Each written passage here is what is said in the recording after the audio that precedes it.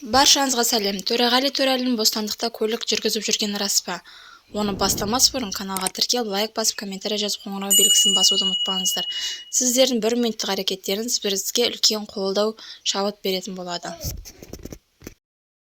Төреғали Төреәлі бостандықта көлік жүргізіп жүргені рас па?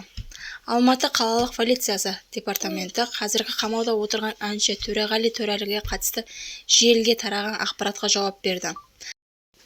Агенттіктің жазуынша, әлеуметтік желіде көлік айдау құқығынан 7 жылға айырылған әнші Төреғали Төреәлінің көлік жүргізіп бара жатқаны туралы ақпарат тараған. Алматы қалалық полиция департаменті бұл ақпараттың шындыққа жанаспайтынын мәлімдеген.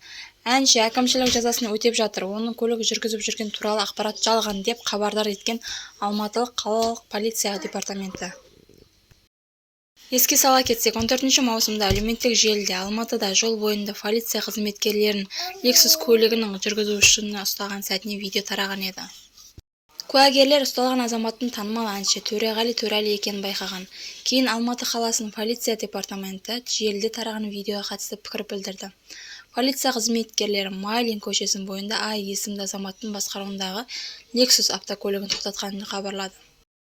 Полицияның мәліметінше, жүргізушінің мінез-құлқы ерескел болып көрінген, яғни ол агрессивтілік танытып, полицияның заңды талаптарына бағынбай тұрақта тұрған Chevrolet көлігін зақым келтірген. Сондай-ақ ұсталған орнынан қашып кетпек болған. Полицейлер құқық бұзушының жолын бөгеп, оны ұстап медициналық тексеруге алып барған. Сараптаманың қорытындысы бойынша оның есірткіге мас күйінде екені анықталған. Видеоның соңына дейін көргендеріңізге рахмет. Шоу-бизнес жаңалықтары әрқашан сіздерге жаңалықтарды бірінші болып жеткізетін болады. Ол үшін каналға тіркеліп, лайк басып, комментарий жазып, қоңырау белгісін басуды ұмытпаңыздар.